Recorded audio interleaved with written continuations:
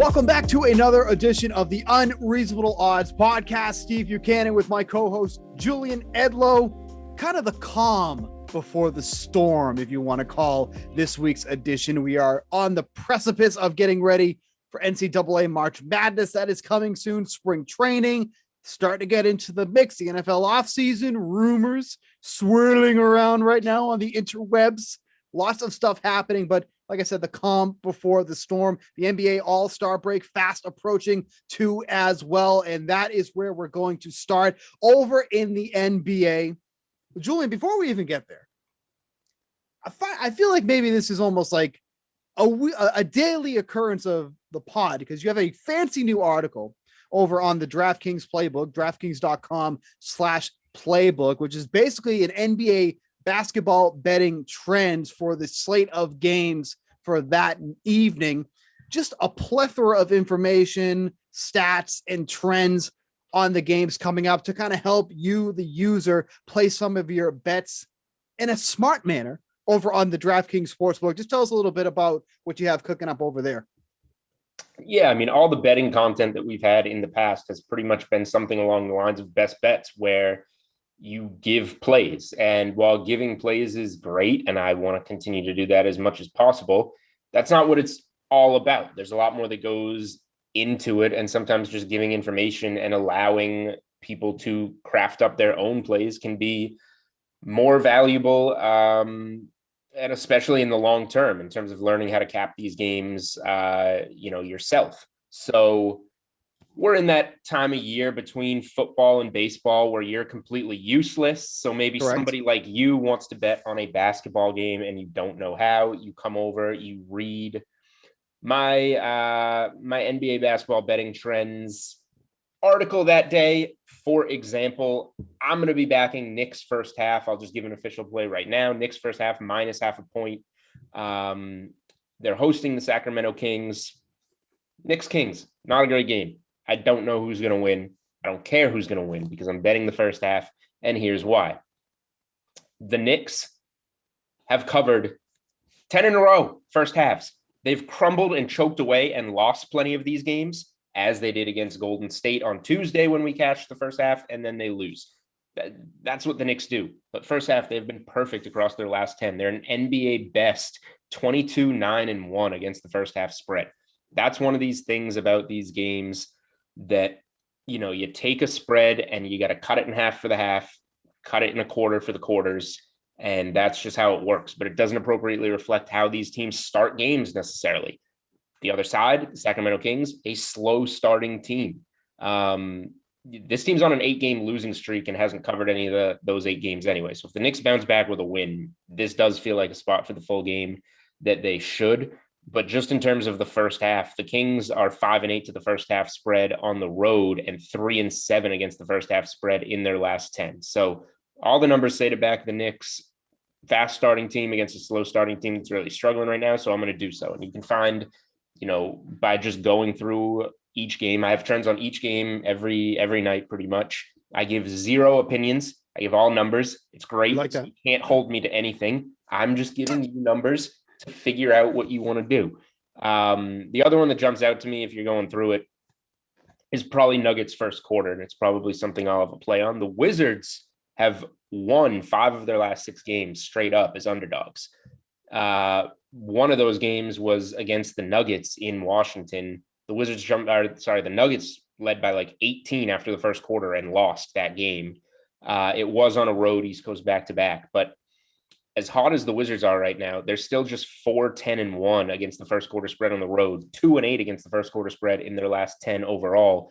Then you have the Nuggets, 10-5 against the first quarter spread at home, 7-3 against the first quarter spread in their last 10 overall, a fast starting team. So that's probably a first quarter side where I'll wind up on the Nuggets.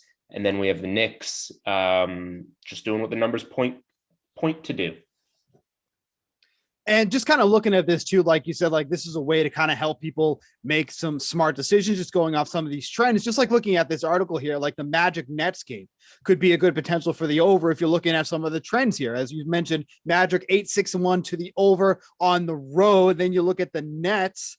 They have also been an excellent team, especially as of late, hitting the over 15-5 in the over in over their last 20 games. So a large sample size there too as well. So kind of takes people who maybe are just getting into betting or anything like that, look at some of these trends. And, you know, obviously people love using these trends. I love using these trends. Obviously kind of gives you a more, kind of a more what have you done for me lately approach to some of these teams, because we all know that these teams have their ups and downs. They go through their fluctuations. This is a good way to kind of identify some of those and maybe get a team at where they're succeeding, especially as of late.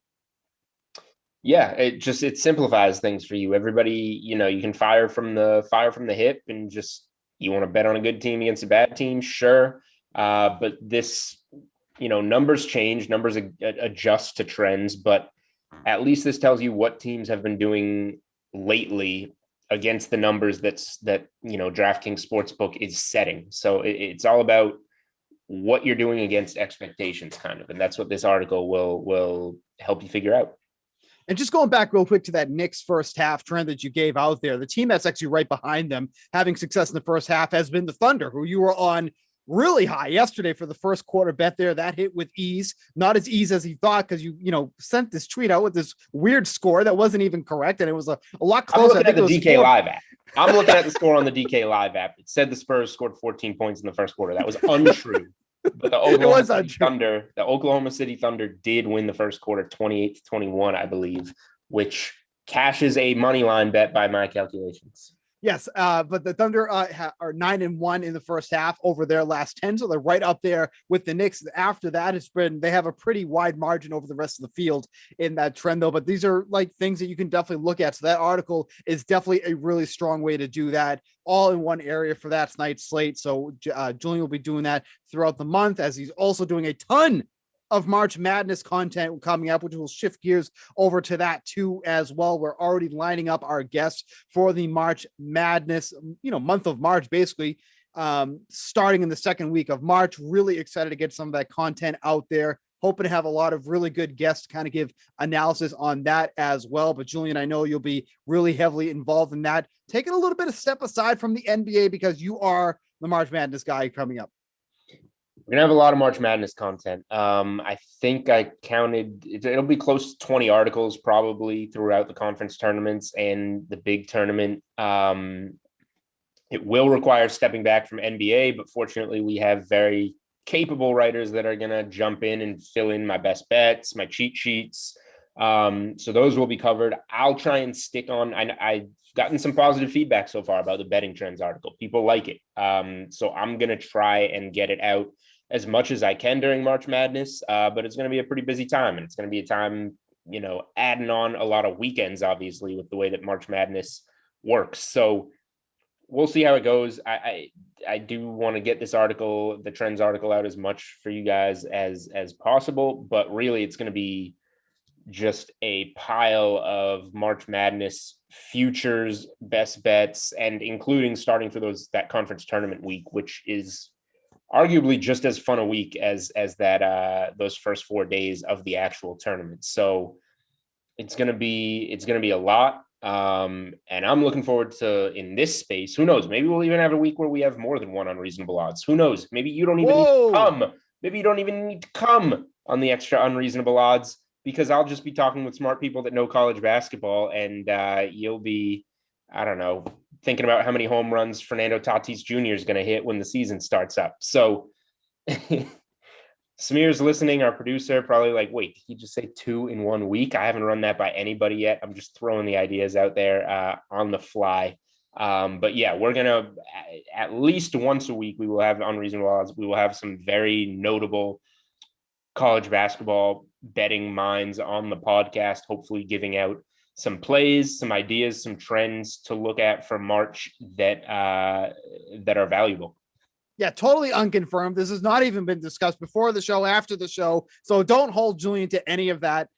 Real quick, I just want to touch upon too, the NBA did release some news yesterday. They'll be returning from the All-Star break on Wednesday, March 10th. Coming into this, it was unconfirmed of when the games would actually start up. 2-game slate starting on Wednesday, March 10th, with the Wizards at the Grizzlies and then the Spurs at Dallas. Then back to the normal schedule on Thursday, an 11-game slate on that one, getting really back into the mix. So the NBA will be returning on Wednesday, March 10th. So just be on the lookout for that one. That's a day earlier than I thought it would, because they were teasing like Correct. A longer break this year, although it is 2 games. And I think Luka Doncic is the only all-star even playing on Wednesday night, if I heard the teams right. So I guess not a huge deal, but still, they don't really have a choice. How many games have been scratched that we need to make up in this second half kind of on the fly schedule? So they got to get after it, and there's going to be a lot of back-to-backs for teams on that second half. So when I do, I don't know how much in March I'll have the trends article. I'll definitely be back full-time on it in April, but it'll be interesting to start adding some back-to-back numbers to those trends when we get there, because so many teams are going to be playing on back-to-backs. That's going to be an area that we kind of have to add to that. Yeah, and you'll notice too when you start going through the schedule, like in the first half, we had some of those slates where it's like a 2-3 game slate. You're not seeing almost any of that because they just cannot afford to have those small slates. These teams are going rapid fire. So just take a quick look at the schedule. But I think like the smallest slate I saw was a 4-gamer. So it's like they are going heavy every single day to try to get these games in time for the scheduled playoffs. Want to kind of shift gears a little bit here to the baseball side. And, baseball's still a little ways away. Opening day scheduled for April 1st, barring everything going all hunky dory. But if there's one thing that has been on schedule is the DraftKings Sportsbook dropping all the betting markets for MLB. Basically everything you would want to bet on for baseball has been released to this point. If you go on the Sportsbook, team futures, players awards, player totals, season leaders, and then all the subcategories after that, all up right now. We'll be getting into this more as the season draws closer, but there was one thing in particular that really kind of baffled me. And we're going to shift over to the American League MVP odds. Not surprisingly, Mike Trout is the favorite, plus 200. A little bit of a gap there after that to Alex Bregman, who is 10-1. And I look at those odds and I go, where is the value here? This is somebody who's coming off a season that only played 42 games, but I think it's fair to say it was really a down year for him. If this was a full slate of a full schedule last year, only on pace for 23 home runs, ended up slashing 242, 350, 451. You look at his future total for the over-under on his home run totals for this year, which is over on the DraftKings Sportsbook.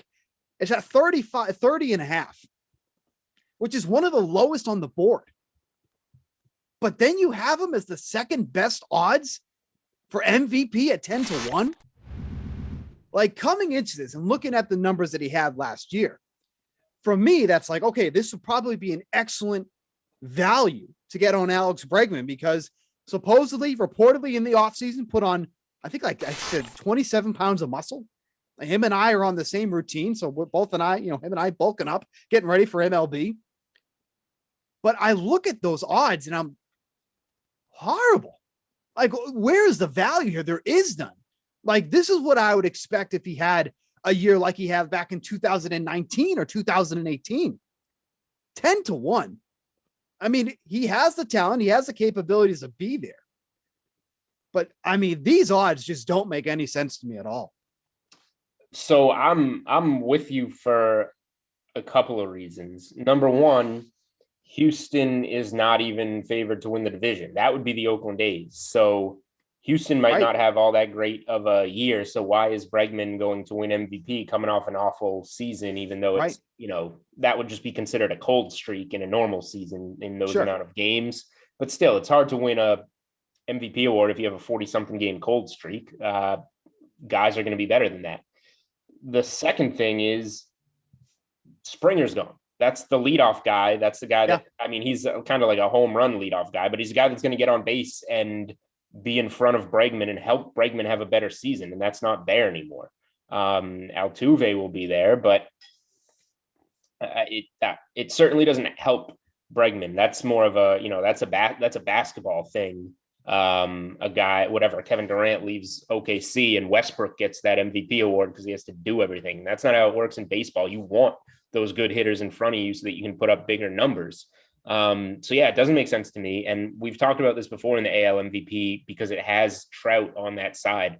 Having Trout, the cheapest price in the NL is plus 750, and there's a bunch of guys kind of jumbled together in that range. Having a guy like Trout thrown in there at plus 200 just gives you everybody else at steeper odds. And if we think Bregman is also mispriced at the top of the field, that means everybody below them is probably mispriced. Yeah. Now Trout could win it. He's won it before. He's kind of like I say, he's the default numbers guy. If nobody stands out like a dominant player on the best team, oh, well, Trout had this WAR and this average and that stuff. I don't know, baseball nerd stuff that I don't even know.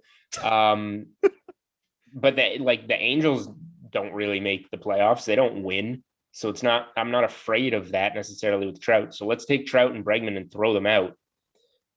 Is Judge good at 1,200? Maybe. Jose Ramirez plus 1,200? Maybe.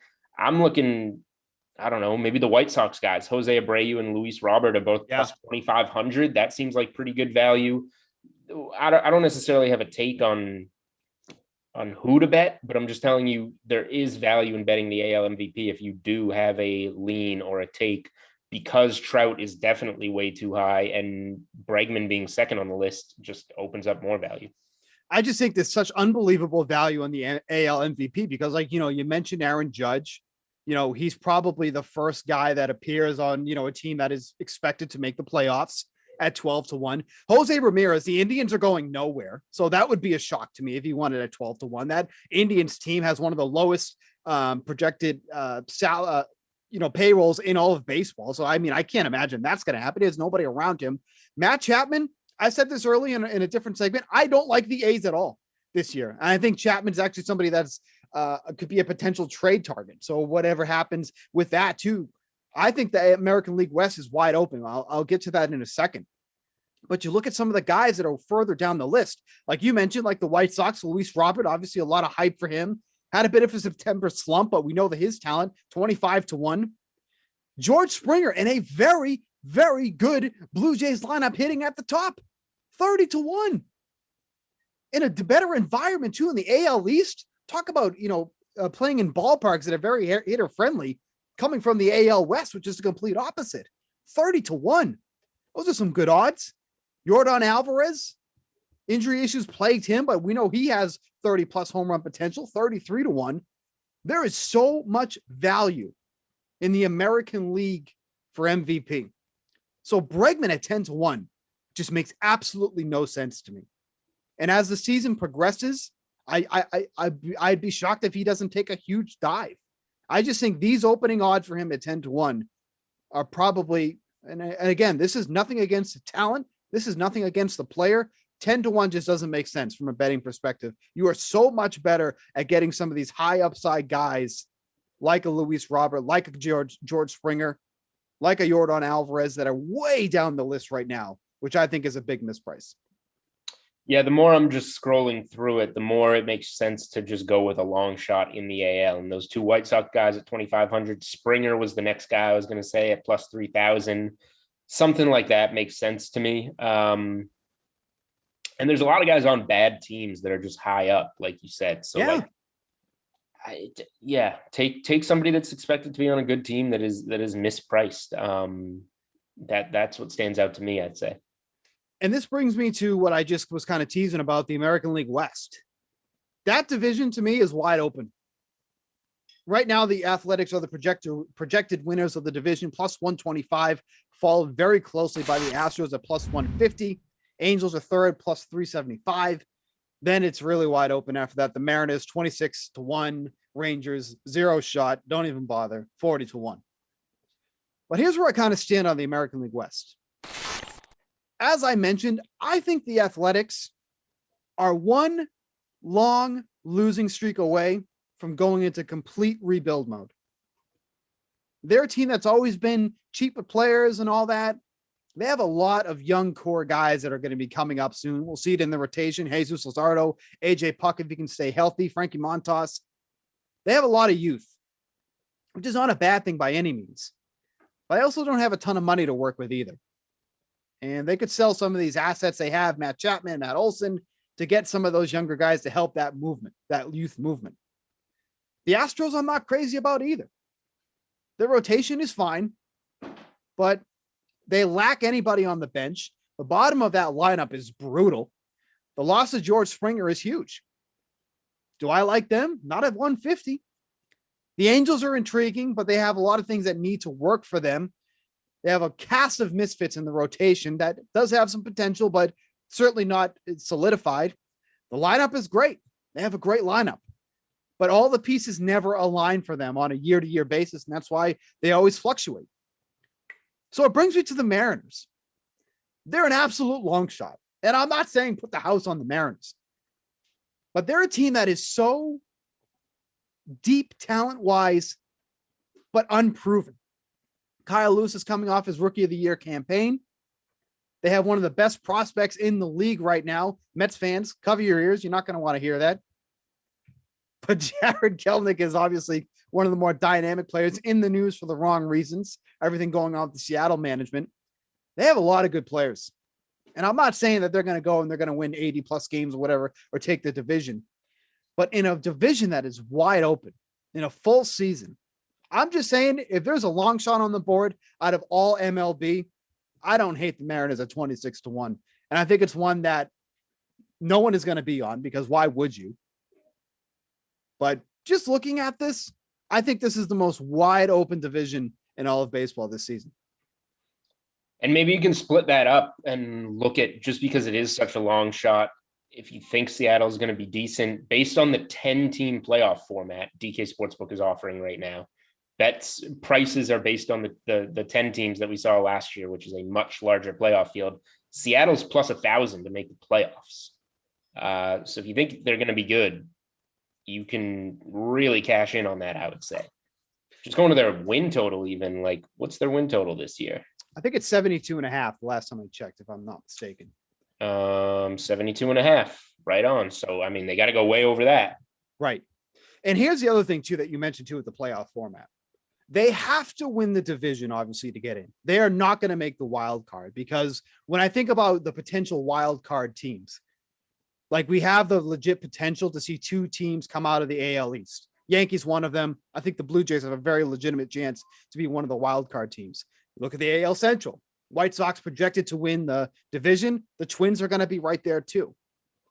So for me, there's a lot more potential wild card teams in the mix that Seattle most likely won't be one of them, because you think about the AL East, you got the Blue Jays and Yankees, two teams that could be over 90 wins. AL Central, same thing with the White Sox and the Twins. So the Mariners almost have to be the division team, but that would also mean that the rest of the division would really have to struggle. But again, I think that's a legit possibility. So that's the only path that I see for the Mariners.